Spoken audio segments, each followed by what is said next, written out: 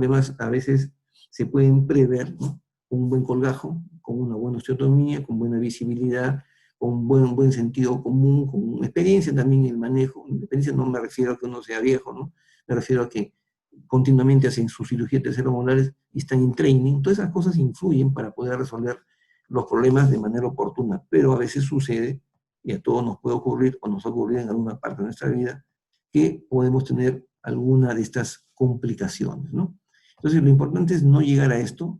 Sin embargo, a veces sucede porque pensamos que no se puede complicar más allá de una hinchazón o de un edema, pero en realidad todos los pacientes, todas las extracciones terceromolares tienen un riesgo potencial y se pueden complicar, son casos potencialmente complicables, ¿no? Entonces, lo que tenemos que hacer durante una cirugía primero es haber previsto, haber tomado una radiografía, haber tomado una tomografía, estar conscientes de la forma exacta de la raíz, de la posición de la raíz del diente, de la localización del diente, que son dos cosas diferentes, dónde está localizado, en vestibular, hacia palatino, en oclusal, en qué posición está, invertida, mesioangulada, etcétera. Desde la posición y la localización son importantes. Hemos visto la importancia de determinar el trayecto del conducto dental inferior, determinar en qué algunos casos hay alteraciones en la anatomía del paciente, ¿no? Y pese a ello se producen en algunas ocasiones fracturas de los dientes retenidos, ¿no? ¿Y cuáles son las causas? Una es la caries dental, una caries extensa, y hacemos la extracción y el diente se va fracturando, se va rompiendo en pedacitos, ¿no? Eso puede pasar. Una pieza dentaria que presente una deformidad, o sea, un dismorfismo dentario, ¿no? Puede tener raíces múltiples, raíces dilaceradas. Eso lo vemos en la panorámica, eso lo vemos en la tomografía, ¿no? Dependiendo de la necesidad de uno u otro. Patologías como hipercementosis, que no es lo mismo que anquilosis dentaria, ¿no? En la hipercementosis el tamaño del cemento está aumentado, el volumen del cemento está aumentado, puede tener una raíz en forma de foco, pero finalmente tiene ligamento periodontal, ¿no? Es decir, el diente está separado, es independiente del hueso. Pero en cambio, en el caso de la anquilosis, no existe ligamento periodontal y el diente está fijo, está unido literalmente al hueso. Es decir, el cemento dentario se continúa directamente con el hueso del paciente. Y eso tenemos que identificarlo porque si no el diente nunca lo vamos a poder luxar. No se va a luxar porque no hay ligamento periodontal, ¿no? También traumatismo, ojalá que nunca nos ocurra, fractura de la mandíbula como consecuencia de una cirugía tercermolar. Todavía hace unos 15 días me pasaron noticias que en Trujillo había ocurrido un percance así, ¿no? Eso es simplemente por la falta de todo lo que hemos visto en el curso, ¿no? Definitivamente, ¿no? No hubo colgajo, no hubo osteotomía, es decir, a la mala, al guerrazo le metieron fuerza y la fuerza trajo como consecuencia una fractura de la mandíbula, ¿no? Y ética también por falta de experiencia de cirujano, porque si yo veo que hay un tercer molar que tenga una posición que de pronto me parece muy complicada, ¿no? Entonces, de pronto es un problema ético atender a un paciente que de antemano uno sabe que no lo va a poder solucionar. Que es diferente a tener un caso nuevo, ¿no? Un caso nuevo, que sí lo puedo solucionar porque he tenido casos anteriores, estoy hablando, me estoy poniendo los zapatos, en mis zapatos propios de hace 20 años, ¿no? 25 años, 30 años. Entonces encontrar un caso nuevo decía, pero si ya tengo pacientes previos, esa experiencia se va acá, me va a servir para extraer este caso diferente, ¿no? El caso nuevo, aparte que a mí siempre me gusta la cirugía. Pero más allá de eso, tenía una experiencia previa anterior y podía ir avanzando en un caso cada vez más complejo, ¿no? Pero si estoy empezando a hacer estas cosas y de frente me meto a hacer la extracción de una tercera molar en posición invertida en el ángulo de la mandíbula, lógicamente que voy a tener problemas, ¿no? Entonces, esas cosas son las que ocasionan en algunos casos fractura de las raíces de los dientes. Acá la caries extensa trajo consigo un problema en esta paciente, ¿no? Y finalmente el paciente fue derivado a mi consultorio para hacerle la cirugía, ¿no? La cirugía consistió simplemente en hacerle un buen colgajo, ¿no? Es decir, haciendo un buen colgajo yo voy a ver dónde se me ha fracturado. Pero si el diente se me rompe y sigo insistiendo sin colgajo, como vi un paciente a quien le he hecho la extracción el día de hoy, desgraciadamente ya no tuve tiempo para procesar el caso completo y compartirlo ahora, pues fue algo como esto, una tercera molar en posición distoangular y mesioangular, ¿no? Distoangulada, y simplemente el colega le quiso extraer la tercera molar distoangulada que estaba contra la rama ascendente y con una dilaceración de la raíz, la quiso extraer como si fuera una cirugía simple. Se le rompe el diente y sigue manipulando y la verdad que había destrozado el tejido blando y vino con un sangrado tal, ¿no? Eso fue la semana anterior, vino con un sangrado y ni siquiera le puso unos puntos de sutura, le dijo, ya, te vienes mañana para seguir la cirugía, así le dijo, mañana te vienes y continuamos la cirugía, ¿no? Porque ahora es muy tarde, ya han pasado 2 horas y media y no lo puedo sacar, te vienes mañana y seguimos. Eso no es así, ¿no? Yo creo que también estamos sobrepasando los límites en algunos casos, ¿no? Entonces, aquí lo único que se hizo fue una osteotomía según lo que está dibujado en la línea punteada, y una vez que se obtuvo el punto de palanca, ¿no? Ojo, estamos viendo dónde está la raíz, dónde hago el punto de palanca, recién hago la extracción dentaria, y lo que hago es dirigir el diente en la dirección de la flecha, ¿no? Porque para eso he hecho un estudio previo del caso, ¿no? Porque ya en estos casos, los casos que vamos a ver ahora, no son pacientes que se me han complicado dentro de la cirugía, son pacientes que ya han venido de otro lado. Y siempre que hay un paciente que es manipulado por segunda vez, eso ténganlo por presente, siempre va a ser más complicado para la segunda persona, porque primero que hay una gran cantidad de tejido fibroso alrededor de la herida. Dos, cuando hay tejido fibroso o hay mucho tejido de cicatrización, suele ser muy frágil y hay vasos sanguíneos que están en neoformación, va a sangrar más de lo normal, ¿no? Entonces, la cirugía es complicada, no por la extracción en sí, sino que es complicada porque ya hubo una manipulación previa y los tejidos están completamente alterados, ¿no? Además que uno tiene que asumir, ¿no? Uno tiene que aceptar la responsabilidad, tiene que asumir la responsabilidad de todo lo anterior, y eso a veces a uno le crea, cuando uno no está metido en este tema, una carga emocional adicional, y eso nos puede hacer también tener problemas durante la cirugía, ¿no? La gran ventaja de hacer la cosa por segunda vez es que ya uno ve las cosas con cabeza fría. Ustedes ven las cosas con cabeza fría y dicen, ver qué ha pasado. Lo primero que tienen que hacer, ojo, como amigo les digo, es ponerse en los zapatos del primer dentista. ¿Qué le pasó al primer dentista? Porque nadie lo hace a propósito. ¿Qué le pasó al primer doctor para que ocurriera esto?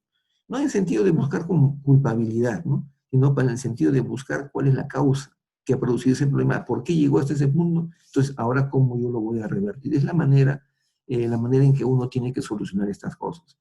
Pero si yo me pongo en el plan de que el otro, el anterior, fue lo peor, ¿no? Y yo soy lo máximo, entonces yo voy a caer en el mismo problema del anterior.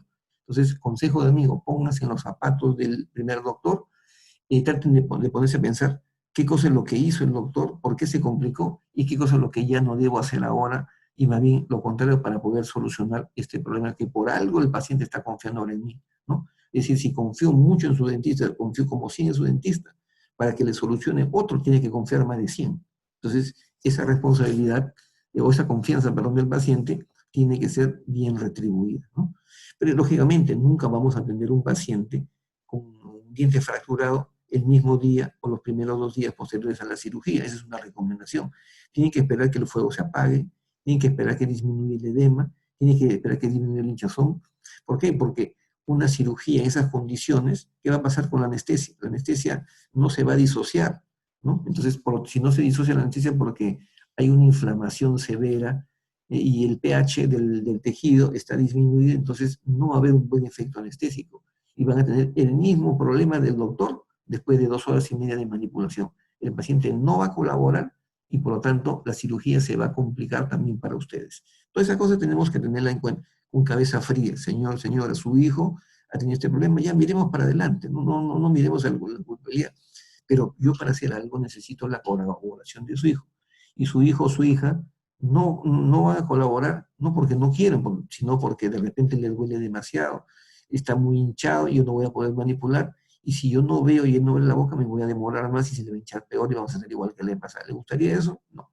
Entonces, mejor mediquemos con un antibiótico y con un antiinflamatorio, ¿no? Y esperemos que el cuadro disminuya o desaparezca. Si esperamos 4 días, esperamos una semana, no va a pasar absolutamente nada. Pero vamos a hacer la cirugía en mejores condiciones locales. Eso sí, y vuelvan a citar al paciente o citen al paciente en una hora que sea prudente. Este es el señor Trillo, es el apellido del paciente, que tenía un tercer molar en posición horizontal, ¿no? Una caries en la tercera molar, y miren ustedes, no solamente está en posición horizontal, sino que la raíz distal tiene una dilaceración muy marcada. Ese diente, esa raíz va a traer problemas. ¿Por qué? Porque aun cuando retienen la corona, el diente la raíz no va a salir fácilmente, porque el eje axial de la raíz mesial es recto, en cambio el otro es angulado. Al momento de ser extraídos, la dirección del alvéolo va a ser, la raíz va a ser diferente. En otras palabras, esas raíces no van a salir así nomás, ¿no? Entonces ya se presentó la complicación. Y al paciente Trillo lo estuvieron manejando con un colgajo, pero no se atrevieron a hacer un colgajo más amplio. Entonces, como no veían lo que estaban haciendo, simplemente cerraron, suturaron y postergaron la cirugía y transfirieron al paciente. Entonces, imagínense que ustedes reciben al paciente Trillo, en su cabeza se están imaginando, no dibujen sobre la radiografía, ¿no? Simplemente hagan una recapitulación de cuál fue el problema que tuvo el doctor anterior. Primero, no hubo buen colgajo. Segundo, no hubo una buena planificación, no se dio cuenta que la raíz distal estaba dilacerada. Entonces, ¿qué cosa es lo que tengo que hacer? Voy a repetir nuevamente la imagen, porque por hablar se me ha pasado, para que ustedes vean cuál es la forma como hemos solucionado el problema del señor Trillo, ¿no? Primero, una osteotomía amplia, hay que ver toda la corona y desgastar el diente ligeramente por distal, porque hacia ahí va a salir el diente. Número 2, una ontosección en el cuello, extraer la corona en esa dirección, pero eso no es suficiente, hay que dividir las raíces en dos, ¿no? Y al dividir la raíz en dos, primero extraemos la raíz distal, que es la que está con curvatura, y luego por ese espacio vamos a visualizar bien a la raíz mesial y vamos a empujar la raíz en esa otra dirección, ¿no? Y de esa manera hacemos la cirugía planificadamente con cabeza fría y vamos a la práctica lo que estamos planificando digitalmente, ¿no? En otra oportunidad va a haber oportunidad de conversar sobre planificación digital, que ya no es acá, ya no es de esta forma, sino es un programa Blue Sky donde nosotros vamos a poder hacer la planificación de la cirugía de manera tridimensional, no solamente para implantología, ¿no?, que hacen implantes, sino también para cirugía bucal. Es un programa sumamente útil y es gratuito, está libre en la web, ¿no? Entonces, acá está, abajo está el diente extraído, se hizo la sección de la corona y también las raíces tuvieron que independizarse en dos para poderlas extraer. Esta es la señora Nancy, ¿no? Vino ya después de 2 horas de manipulación, esperamos que apagara el fuego, y el día de la cirugía lo único que se hizo fue, lo único que hice fue ampliar la osteotomía. Le hice un colajo muy grande y le hice una ampliación de la osteotomía. Vi bien dónde estaba la raíz y por ese sitio se extrajo las raíces que se fracturaron en dos. Se me fracturó las raíces en dos felizmente, ¿no? Y salieron las dos de manera independiente. Ese es el caso de la señora Nancy. Entonces, todo lo que hagamos, este es justamente el video de Nancy. Hay una parte que no se ve bien por el sangrado, porque le dije, la segunda vez que uno ingresa es diferente que la primera, ¿no? Una cosa es la figurita, ¿no? Otra cosa es la realidad. Entonces, este es un tercer molar que se fracturó, ese es el término exacto. Vamos a hacer la extracción del tercer molar fracturado, ¿no? Ahí está. Entonces, ya ha habido manipulación, ya ha habido colgajo, ¿no? Ya ha habido osteotomía. Tenemos que ampliar la osteotomía, ¿no? Esta ya es una etapa avanzada donde ya se ha hecho el colgajo y ahí se ve ligeramente una parte de la raíz. Ahí está la raíz, ¿no? Ven que el tejido está sangrante. A veces el sangrado incluso es mayor, ¿no? Hacemos la osteotomía para descubrir por vestibular y también por distal la raíz del diente, porque hay que ver bien lo que estamos haciendo.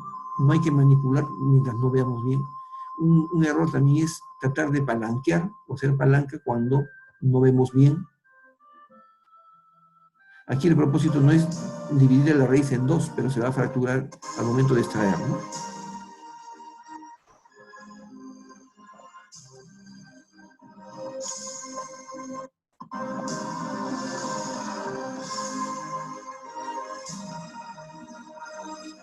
Aquí la señorita Helen, que hace los videos, le ha puesto una música de película de Hollywood, ¿no? Acá está la raíz, una de las raíces, y si sale una de las raíces, tiene que salir la otra, ¿no? Entonces la visibilidad es escasa, ¿no? Sobre todo por el sangrado, ¿no? Y ahí es donde nosotros podemos accidentalmente cometer más errores, ¿no?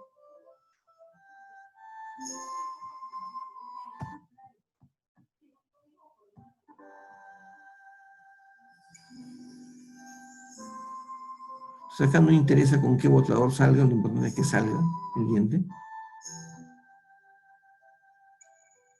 Si sale con la pinza, saldrá con la pinza. Si sale con el botador o con el forceps, no hay ningún problema. Lo importante es que salga, ¿no? El problema es la visibilidad y el sangrado más que todo, ¿no? Esa es la raíz mesial, ¿no? Y luego viene solamente el limado y el limado del hueso en la zona vestibular donde hemos hecho la osteotomía, ¿no? Ahí está la cavidad, falta limpiar todavía, y el suturado final, ¿no? Ahora veamos el caso de María. Miren, han socavado, han roto, se ha roto la raíz, el diente ha quedado prácticamente en tercio apical. Entonces aquí el riesgo de lesionar el dentario inferior es muy probable.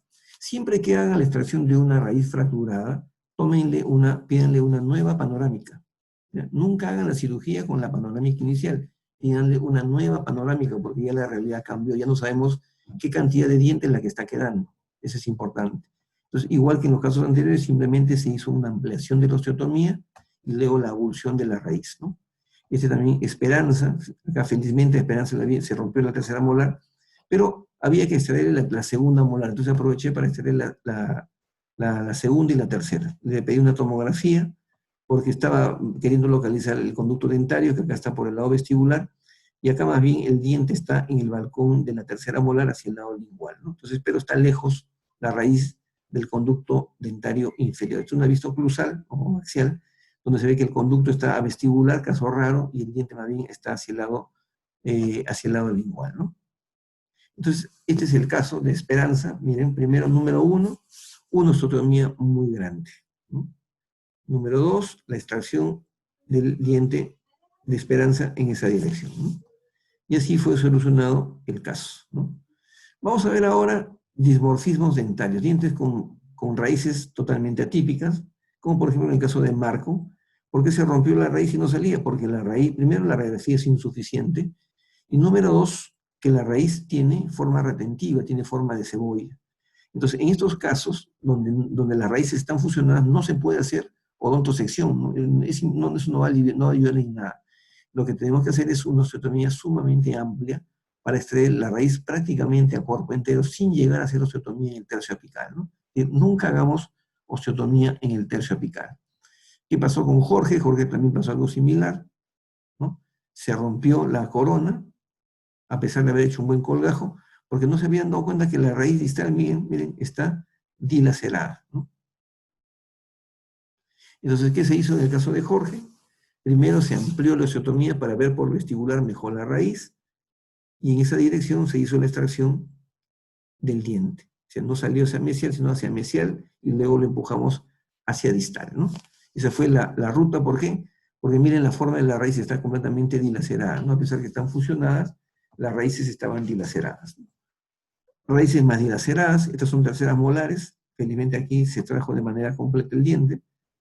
Aquí ocurrió que hicieron un buen colgajo, hicieron una odontosección, pero les faltó hacer osteotomía, la raíz tiene forma de cebolla, ¿no? Entonces lo único que hice fue ampliar, ¿no? En Francesca, ampliar la osteotomía, luego hacer una palanca y extraer el diente a cuerpo entero. No puedo hacer, en el caso de Francesca, no puedo hacer una odontosección dividiendo las dos raíces porque las raíces tenían un tabique interradicular muy grueso, estaban fusionadas, ¿no? Ese es un caso de Adriana, ese es mi paciente. Hice la extracción y las dos raíces vestibulares se me fracturaron. Ya no hice nada más, lo dejé ahí, ¿no? Porque como con la lógica anterior, en el superior, meterme a buscar las raíces de los superiores, en esa zona a veces es crear más daño, ¿no? Pueden quedar raíces pequeñas, supernumerarias, ¿no? Es un caso antiguo en la Universidad Villarreal. Es un paciente quien le había intentado extraer primero la raíz, el diente, quedaron las raíces. Hicimos un colgajo y se nos rompió el diente.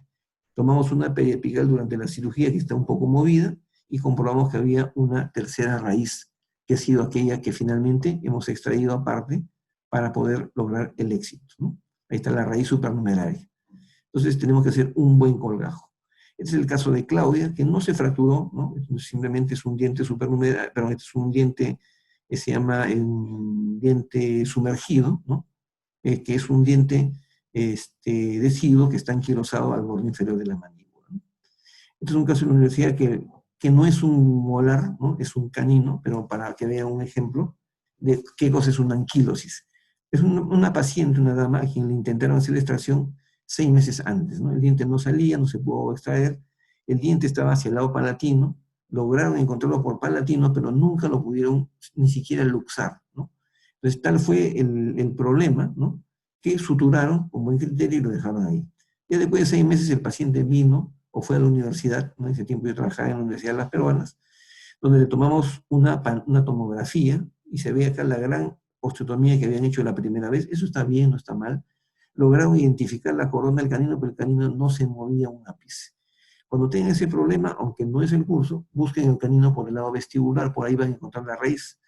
Y en la tomografía vemos, efectivamente, estamos viendo con la línea punteada, ¿cuál era el problema? El problema era que el ápice del canino estaba anquilosado a la tabla vestibular. Ese canino nunca iba a salir, ¿no? Entonces se hizo un abordaje vestibular, un colágeno vestibular, y por el lado vestibular se destrabó la raíz y el diente fue extraído por vestibular, ¿no? Esa fue la forma como se hizo la extracción de este canino retenido que tenía la corona hacia el lado palatino, pero finalmente extrajimos el diente por el lado vestibular. Esta es la foto clínica, ¿no? El abordaje vestibular, eliminamos la zona de la anquilosis y el diente salió por el lado vestibular a cuerpo entero, ¿no? Este fue un caso de anquilosis del ápice del canino. La falta de experiencia del cirujano también puede provocar a veces estos problemas, ¿no? Son dos casos diferentes. El de arriba lo guardé como recuerdo porque vemos una osteotomía, una autosección que le han hecho.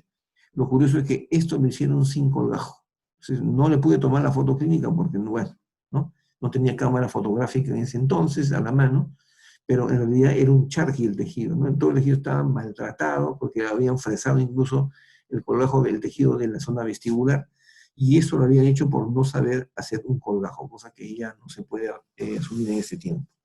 Y en la molar de abajo pensaron equivocadamente que el diente era, se podía hacer extracción del diente mediante un procedimiento normal de una extracción simple, cosa que nunca en la vida va a ser. Entonces se fue rompiendo la corona y finalmente tuvo que ser derivado a otro lugar para extraer. En el caso de Dina, la paciente se llama Dina, y era consciente que 6 meses atrás le habían intentado hacer la extracción de la tercera molar y se había quedado la raíz. Entonces, ella vino solita a la consulta, ¿no? En el consultorio solita, para pedir que le extrajeran la tercera molar. Entonces, ella vino con su panorámica, y acá se ve en la panorámica que efectivamente está toda la raíz dentro del hueso, ¿no? Desde el día de la cirugía de Dina, le hice un colgajo angular amplio, y levantando el colgajo nomás, acá vemos una parte de la corona, claro, lo que queda de la corona. Entonces, lo único que se hace aquí en este caso es ampliar la osteotomía por vestibular y por distal para visualizar la raíz y luego hacer una buena palanca. Entonces, un buen colgajo nos da buena visibilidad, un buen colgajo lleva a una buena osteotomía lleva a una buena odontocisión y una buena extracción, ¿no? Este es Piña, no solamente de apellido, sino también tuvo mala suerte porque al señor Piña no le pudieron hacer la extracción. Ya vino a la consulta para hacerle la cirugía y yo le pedí que por favor se medicara y después de algunos días recién se le iba a hacer la cirugía y se hizo la extracción ampliando la osteotomía. A mí se me partió la corona, salió la corona primero y después se partieron las dos raíces y salieron las raíces separadas ya con una odontosección, ¿no? Entonces solucionamos el problema del señor Piña, ¿no? En este caso es Geraldine, ¿no? Lo que ha ocurrido aquí es que le han colocado un cemento quirúrgico y ha quedado una raíz pequeña por acá. El problema de Geraldine es que tiene una parestesia del labio inferior y también tiene una parestesia del nervio lingual. La lengua está adormecida, la mitad de la lengua adormecida, no siente los sabores, ¿no? También aparte de la violación de la cuerda del tímpano, y también hay parestesia del nervio lingual, ¿no? En la tomografía que le pedí para ver en principio el conducto dentario inferior, vamos a sacar el conducto dentario, pero aquí en el lado lingual vemos una pequeña raíz. Y hacia el lado lingual vemos un fragmento de hueso, ¿no? Un fragmento de hueso que seguramente por accidente se fracturó la tabla lingual y el fragmento se fue a los tejidos blandos, ¿no? ¿Cuál es la causa por la cual se produjo la parestesia del dentario inferior? Fue aquí, en la raíz distal. Posiblemente haya habido un curetaje o un fresado en esa zona, y eso es lo que produjo la lesión irreversible del nervio dentario inferior, ¿no? ¿Y por qué se produjo la lesión del nervio lingual? ¿Se acuerda que le dije la primera vez? Cuando hagan la incisión en la zona retromolar, jamás hagan la incisión sobre la misma cresta, háganlo ligeramente vestibular, ¿no? Es decir, la incisión que no esté proyectada sobre la fosa central del segundo molar, no esté proyectada sobre las cúspides vestibulares, el colágeno sobre las cúspides vestibulares del segundo molar, ¿no? ¿Para qué? Para evitar al nervio lingual y para evitar la cuerda del tímpano, ¿no? Entonces acá está una vista oclusal o axial de Geraldine, donde se ve el fragmento de hueso, esto es hueso, no es un diente, y la existencia de una pequeña raíz que había que extraer en esa zona. Le quité de todas maneras el cemento quirúrgico y le pedí una nueva radiografía para corroborar que aquí había pues una raíz dental, ¿no? Se le hizo la extracción de la raíz, no recuperó la sensibilidad del nervio dental inferior, la del lingual sí con el tiempo mejoró sustantivamente, el paciente asumió su problema y finalmente se acostumbró, ¿no? Este es el caso de Yanela, ¿no? Que viene para hacerse la extracción dental, ¿no? En este caso de la pieza 4-8, y la pieza dental se fracturó, ¿no? Entonces quedó una pequeña raíz, una parte de la raíz mesial, posiblemente una raíz supernumeraria, y eso era necesario hacerle la extracción a la paciente Yanela para evitando en todo momento lesionar el conducto dentario inferior. Miren, estamos conversando con el techo del conducto dentario inferior. Todo eso se hace de manera planificada, se hace un buen colgajo, una buena osteotomía, identificar para extraer la raíz con el botador, o en este tiempo hacemos las extracciones de estos remanentes con el famoso extractor de raíces, ¿no? Esta es una tercera molar también del paciente Fiol. El paciente no terminó con la extracción. Es un paciente que tiene pánico al dentista, ¿no? El paciente tampoco colabora. Cuando el paciente no colabora es un problema, ¿no? Si el paciente no colabora, dije, mejor te vamos a llevar a sala de operaciones y te vamos a hacer la cirugía, ¿no? Pero en realidad mi intención era, hablando venialmente, no tocarlo a este paciente porque el paciente era un poco complicado, ¿no? El hecho es que no me voy a, incluso yo me acuerdo que dije, te voy a poner un poco de anestesia para limpiar la zona porque había tejido necrótico acá, y el hombre pues era un papel, no me dejaba ni coger la aguja, como se puso a gritar, ¡ah! ¿No? Me levantó la voz incluso porque le molestaba, era su percepción, era muy sensible a los tratamientos odontológicos. Entonces le dije, mira amigo, yo te aprecio mucho, veo que eres una buena persona, es un paciente al final de cuentas, ¿no? Pero yo no puedo hacer esto con anestesia local.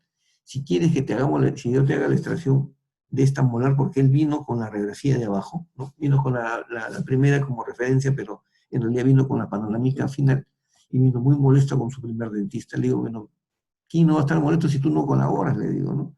Sí, pero todo, pues estuvo 2 horas con mi voz que no me pudo sacar, es que también algo habrá pasado, tú no le has colaborado, le digo, ¿no? Entonces es la suma de las dos cosas, ¿no? El hacer un tratamiento a un paciente para el cual uno de repente no está preparado, pero también un paciente que no colabora y que nos pone las cosas de cuadritos. Y finalmente a Phil le hice todo un estudio tomográfico, me acuerdo, sí, acá está, para ver el conducto dentario inferior, que había pasado que la raíz tenía forma de cebolla, además estaba en una posición muy baja y además encima el paciente no colaboraba. Entonces, todas las condiciones ideales para fracasar o tener problemas, en el tiempo, ya pues pasó el tiempo, pasaron 2 o 3 años y el paciente ya nunca más retornó, ya nunca más regresó, ¿no? Incluso me acuerdo que cuando le recomendé una clínica, él estaba preocupado por una clínica donde tenía un amigo porque le iban a cobrar barato. Es decir, era un problema, el paciente era un problema. Entonces, finalmente no se le hizo absolutamente nada, pero sí se completó el estudio tomográfico para comprobar la relación con el conducto dentario inferior, ¿no? Entonces, hay algunas complicaciones graves, ¿no? Durante la extracción de terceros molares, ¿no? En el superior, acá en el caso de Diana, miren, la izquierda es la panorámica pre, la derecha es la panorámica post, ¿no? Lo que ha ocurrido es que por accidente una manipulación inadecuada ha hecho que el diente rompa la pared distal del alveolo y salga a través de la tuberosidad y se vaya a la fosa pterigomaxilar, ¿no?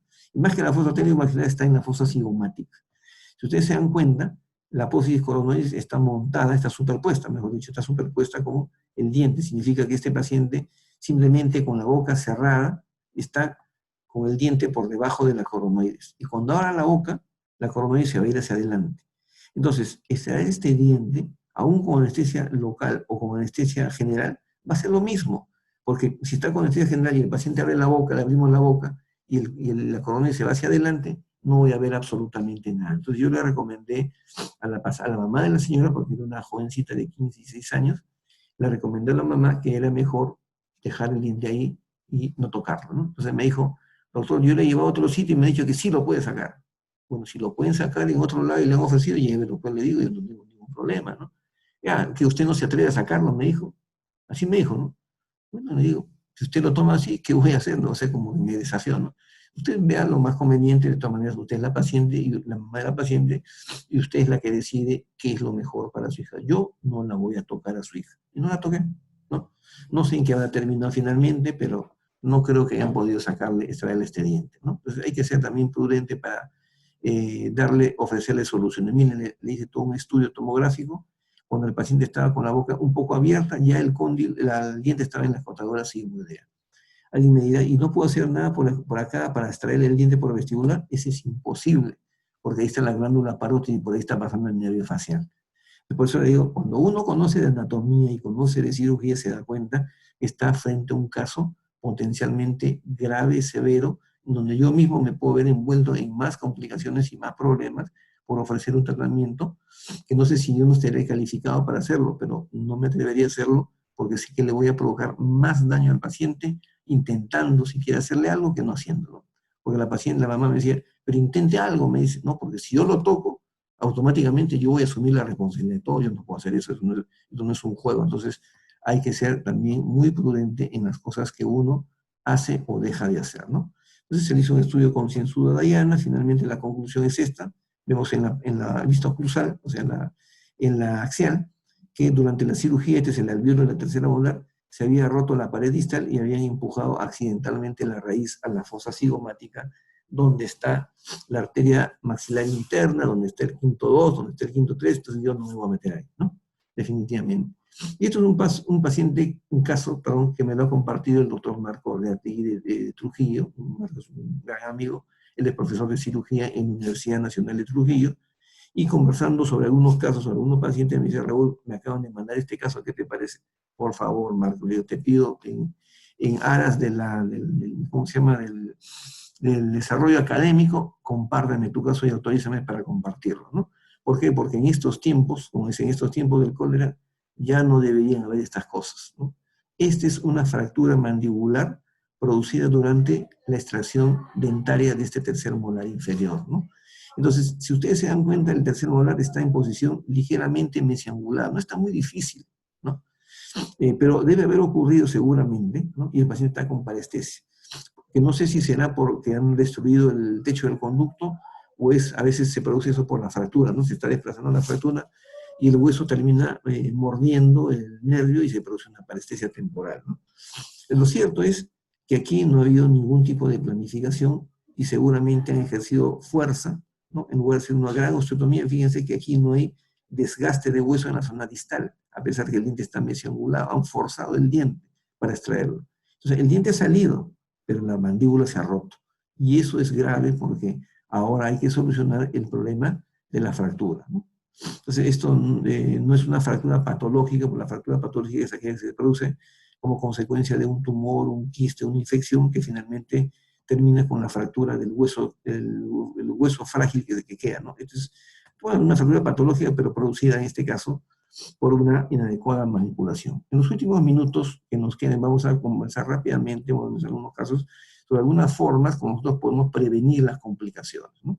Les indico también que ya la señorita Eliana, mi secretaria, la señorita Elena Ramírez, ya les ha pasado a todos ustedes en el transcurso del día a su WhatsApp su certificado, ¿no? El certificado de este curso, que me alegra mucho que hayamos podido compartir durante estos 3 días. Entonces, en los últimos minutos voy a compartir algunas formas como nosotros podemos evitar estos problemas. Una de ellas, ya lo dijimos en la primera clase, no lo vamos a repetir, es las características de Kepler, ¿no? Respecto a lo que podemos encontrar en la radiografía panorámica y poder indicar una tomografía, ¿no? Otra cosa, si es que en algún momento puedan comprarlo, ¿no? Es ¿cómo se llama? El motor piezoeléctrico, lo que se llama el ultrasonido quirúrgico, que permite, que no es un instrumento rotatorio, es un instrumento que produce un efecto de micromartilleo y que por este mecanismo va produciendo el desgaste del hueso, ¿no?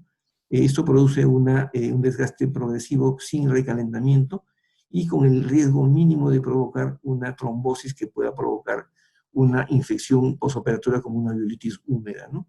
El efecto piezoeléctrico es lo que se ve aquí en el dibujo, es lo que descubrió Pierre Curie hace más de 150 años, ¿no? No es un descubrimiento nuevo, no es un invento nuevo, que la presión ejercida sobre los cristales de cuarzo, o los cristales con ciertas propiedades similares a las del cuarzo, que se llaman propiedades piezoeléctricas, la presión de los cristales de cuarzo produce electricidad. Eso se llama efecto piezoeléctrico. Y lo contrario, administrar una carga eléctrica sobre unos cristales de cuarzo produce un movimiento simétrico de este tipo. Es decir, ese es el efecto piezoeléctrico inverso que se utiliza, en este caso, en este motor, que es considerado el gold estándar a nivel del mundo para las osteotomías, ¿no? Es el gold estándar, no hay otro mejor. Por más que digan lo que digan, el motor piezoeléctrico es el gold estándar a nivel mundial.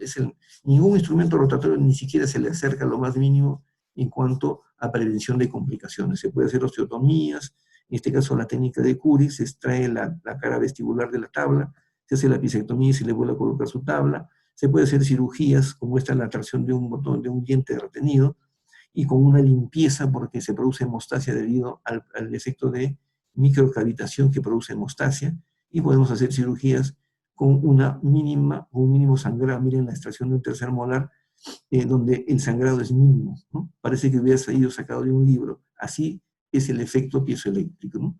Otra cosa que también podemos utilizar, que está más a la mano y es más barato, es el uso del PRF, o sea, la fibrina rica en plaquetas.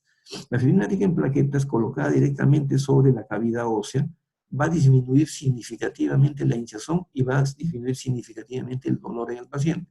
Es una maravilla realmente, ¿no? Aparte de sus efectos cicatrizantes. Este es un trabajo de investigación en el cual está mostrando que a un paciente o un grupo de pacientes les hicieron la cirugía en terceros molares bilaterales, en un lado con PRF y en otro lado sin PRF. En el lado donde aplicaron PRF es la línea celeste, donde se ve que en este caso la intensidad del dolor es mucho menor comparado con el otro lado donde no le colocaron el PRF. Y cuando evaluaron la intensidad de la hinchazón, o sea, del edema, la línea celeste también muestra una menor cantidad de hinchazón en el lado donde se colocó PRF comparado con el lado donde no se le puso PRF. Y como hay muchos estudios, ¿no? Porque no me voy a tener por eso otro tema, pero es una forma de prevenir las complicaciones como el dolor y el edema. Y más bien en cuanto a la cicatrización, el efecto del PRF, por lo menos desde el punto de vista clínico, no hay una diferencia clínicamente, estadísticamente significativa, ¿no? Pero de todas maneras se sabe las propiedades del PRF como un tejido, porque es un tejido, a partir de la sangre se extrae un agregado, un concentrado plaquetario para promover la cicatrización de los tejidos, ¿no? Entonces, este es mi paciente de Flavia, a quien le hice la extracción del tercer molar del lado segundo y tercer molar del lado izquierdo, y le hice la extracción, en este caso, un PRF. Yo ya le había hecho la extracción del tercer molar del otro lado sin PRF, ¿no? Y cuando le hice el PRF, le tomamos la sangre en el consultorio, tuvimos el PRF, hicimos la extracción dentaria y finalmente le coloqué el PRF, como se ve acá en la foto de la derecha, dentro de la cavidad, ¿no? Acá están los dientes extraídos y vemos la foto de Flavia al día siguiente de la cirugía. La maltratamos, le sacamos la mugre y sin embargo tenía una apertura bucal de entre los límites normales y la hinchazón realmente era mínima. El comentario de Flavia fue inmediato, me dijo, doctor, ¿cómo no le hice caso la vez anterior cuando me extrajo la del otro lado? ¿Y qué diferencia encuentras? Diferente, me dice, porque ahora el dolor que tengo, claro, tengo dolor porque es una herida, pero si no me toco no me duele, ¿no? Y la hinchazón que tengo realmente es completamente diferente. El otro día se me hinchó un montón el otro lado, ¿no? Y tuvo, me acuerdo incluso hasta un episodio de hematoma, ¿no? Una equimosis tuvo, ¿no? Entonces en este lado realmente no tuvo ningún inconveniente, ¿no? Y la herida en la boca, 5 días después, parecería como que la herida tuviese más días. Es decir, la encía está completamente rosada, ¿no? Ese es un cambio muy bueno desde el punto de vista clínico. Entonces, el PRF, el uso de PRF dentro de la cirugía es una buena alternativa. Es otro paciente al cual hicimos, este es el momento en el cual se echó la exposición del diente antes de hacer la odontosección, antes de extraer el diente, ¿no? Se le hizo la extracción y se le colocó el PRF directamente sobre la cavidad, mezclándolo con el coágulo de sangre que estaba en el alveolo. Se hace directamente la sutura y se ve que la hinchazón también en esta niña, en esta señorita, perdón, es mínima, ¿no? Es otro caso, un montón de casos que tengo que solamente he extraído algunos cuantos para que ustedes, para compartir con ustedes estos resultados, ¿no? También igual, cada vez que tomamos PRF extraemos la parte de la gelatina que corresponde al concentrado plaquetario y que también contiene un concentrado de leucocitos, es un PRFL, ¿no? Y esto tiene propiedades antibacterianas. Se le saturó la cavidad con el PRF, como se ve acá, y luego se hizo la sutura, no se le puso injerto de hueso, no solamente PRF. Sería mucho mejor colocarle partículas de hueso encima PRF y encima se la sutura, ¿no? Es decir, hay varias combinaciones, el sticky bone y qué sé yo, ¿no? Y después de la cirugía, 24 horas después, esta paciente sí presentó un poco de hinchazón, pero el dolor era insignificante, ¿no? De todas maneras, hubo una mejora significativa. Este es John, ¿no? Este es un jovencito que también quería restablecerse rápidamente, no quería perder las clases, me acuerdo, esto lo he hecho justo antes, una semana antes de la cuarentena, ¿no? Entonces a John se le tomó el PRF, muy buena calidad de sangre, de coágulo, se le hizo la extracción del tercer molar, y vemos que a las 48 horas John abre como la boca como cocodrilo, ¿no? La hinchazón que tiene es mínima, ese acá en el lado derecho, y si no supiese el antecedente de la extracción dentaria, diríamos que está abriendo la boca de manera normal, ¿no? Entonces, el edema es mínimo, el dolor que experimenta el paciente también es mínimo. Bueno, esta es una experiencia anterior. Como ya no tenemos el tema presencial, es el local donde nosotros hacemos los cursos presenciales, que estaremos ya muy pronto, ojalá con la autorización del gobierno, con el pase del gobierno para poder reunirnos ya y comenzar a hacer nuevamente los cursos, ¿no? Está mi arma secreta viendo la televisión. Y acá pues, hemos tenido la visita de profesionales de primera talla, como el doctor Nantes de Brasil, este es el autor de Paraguay, tuvo una visita el año pasado. Acá estamos posando con nuestro gran amigo, que en paz descanse, Yair Higuera, que se lo llevó el COVID-19, ¿no? Realmente muy apenados por Yair. Hemos estado haciendo una labor muy importante. Acá estamos con el profesor Luis Nantes, ¿no? Llenamos realmente, tuvimos que decirle que no vayan, como decía Melcochita, ¿no? Que no vayan, porque realmente nos quedó chico el ambiente, ¿no? Y un doctor muy carismático, ¿no? También tuvimos una visita del doctor Luis, me acuerdo el apellido, este es otro brasileño, que vino de parte de la empresa Implasil de Brasil, ¿no? Entonces, en conclusión, bueno, en general todos los pacientes se pueden complicar. Tenemos nosotros la oportunidad de seguir aprendiendo. Les agradecemos el haber estado con nosotros durante estas 3 jornadas. La hora se ha ido pasando volando. Los invitamos ahora más bien a 2 cursos. Uno es la próxima semana sobre lo que hemos llamado un viejo problema, como nuevas soluciones para un viejo problema, es el manejo de la alveolitis seca y la alveolitis húmeda. Y también para quienes ya entran al mundo digital, que ya estamos en la época digital, estamos en un curso digital, ¿no? Planificación digital para no especialistas, ¿no? Donde nosotros no solamente vamos a aprender a hacer cirugía guiada, que es otra cosa, sino a hacer planificación para cirugía bucal con el programa Blue Sky, para hacer extracción de terceras molares y cirugías tradicionales con este software que es realmente maravilloso para aprender cómo identificamos el recorrido del conducto dental inferior, cómo nosotros podemos planificar la cirugía con este software y muchas cosas más que van a ser de uso práctico en nuestra práctica profesional diaria, ¿no? Entonces, vamos a abrir el sonido para ver si hay alguna pregunta de parte de ustedes, ¿no?